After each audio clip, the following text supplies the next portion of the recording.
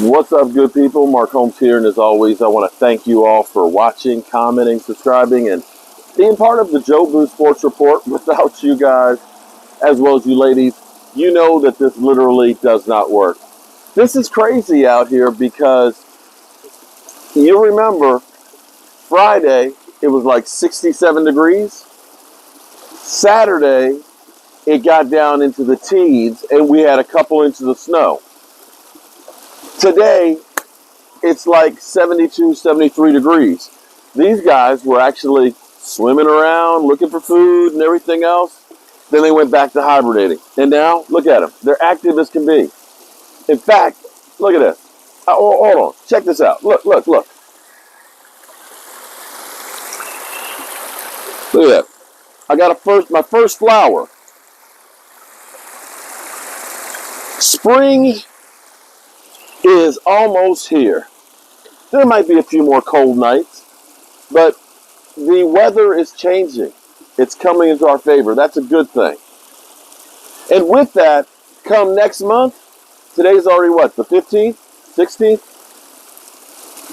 A little over a month, we got the draft, and we're going to be shaping the team. Right now, it's so crazy you almost want to cry 1 minute and laugh the next. This whole thing with Randy Gregory is, it's bad. And I know people are saying, oh, well, before you were cheering about him coming back, now you're up there on the other side. Well, look, sometimes you can't get what you want. Cowboys tried to pull a fast one, got called out on it. They screwed it up. But it's not like there are no other defensive ends in football. We were talking about spending $70 million, taking a chance on a guy like anybody that his best season had 6 sacks. It may have been great. Randy Gregory might be, all of a sudden turn anything around and ends up being in a Hall of Famer. Randy Gregory might end up being like Jason Hatcher, where he went to Washington and didn't do jack for them.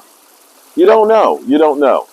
But at this point, there's nothing we can do about it, so we just need to move on. And hopefully, Stephen Jones learns something about trying to screw people over. And that Jerry Jones learned something like not letting Stephen Jones have the opportunity on it. Now, here's the good news on it.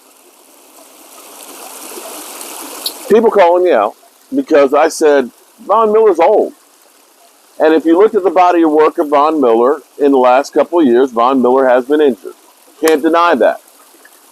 Von Miller, because of the players also around him, playing not as having to be the guy, used at the right time and so on, became a weapon for him.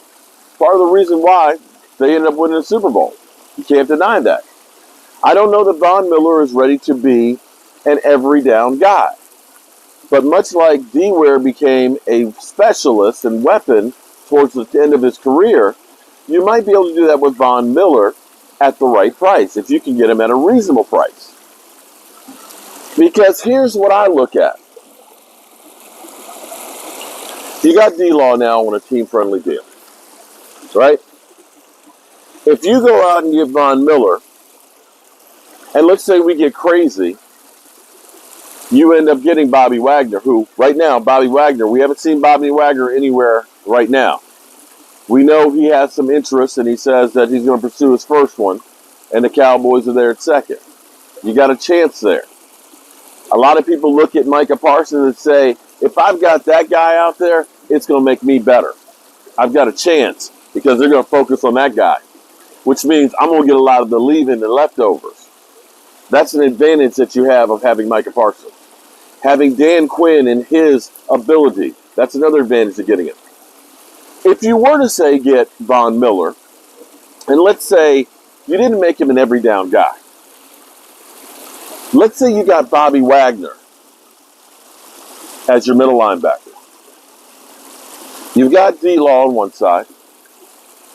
You've got Neville Gallimore. You got OC on the other side if you're, 2 down linemen. If you're in a 50, we used to call it 50, okay? I'm sorry, it's what we used to call it, okay? Just like we used to call it a nose tackle. I'm old, okay? But we used to call it the 50 defense, okay? Because you have 3 down linemen, 2 outside linebackers. Mel Gallimore, if you sign another big man or you draft another big man, you have Von Miller out there. You have Micah Parsons, who can be a weak side linebacker, a strong side linebacker, Mike linebacker. He can spell Von Miller. He can be outside of D-Law, maybe outside of Von Miller. Could you imagine that? Could you imagine that on a long yardage play? Just dream with me for a second.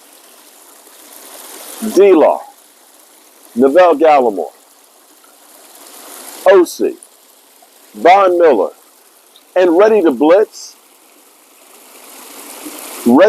Micah Parsons? How would you like to be a quarterback and look across there and see that? Tristan Hill, the big boy with the motor. D-Law, who is still ferocious. Micah Parsons, the lion. Von Miller doesn't have what he used to have, but I think he has as much as Randy Gregory. And Bobby Wagner in the middle? Are you kidding me? Are you saying you would be mad about that? The best way for the Cowboys to get the bad publicity out the way is to get some good publicity for the team. Develop some excitement. Von Miller, let's be clear here. I always say this about guys, and I'm following my own stuff.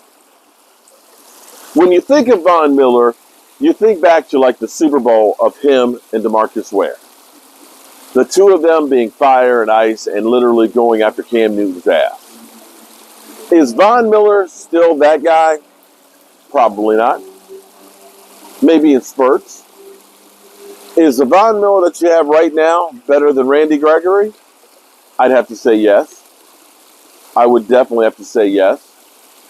And for those who say, signing a 32-year-old linebacker, you mean a guy that had 170 tackles last year? Twice and then some? What Micah Parsons had? I could live with that. Even if he takes a step back to say 150 tackles. Okay. I can guarantee you one thing. When he tackles, he don't get carried backwards. Not at all.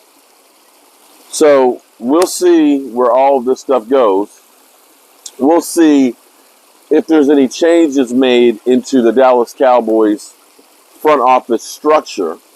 I don't know if Jerry Jones wants to read the riot act in public on Stephen Jones or not, or if Jerry Jones will take some of that power away behind closed doors and give it to somebody else out there. But I don't know that you really want Stephen Jones to be the money guy. Somebody that's never really had to manage his own money and has never understood having to do without. And somebody who's never had his job on the line if he screws up. So, I'm tempted to want to feed the fish. I really am. But it's just too soon. It's so nice seeing them, though. What's up, guys? Sweet! But I tell you what, if it stays in the 60s and 70s the next couple of days, by this weekend, I'm definitely going to feed them a little bit. I'm Mark Holmes, and well, I got to go get this drawing done to turn into the building department for tomorrow. Tomorrow I'll be on the road. This is crazy. Beginning of the league year, I'm going to be on the road.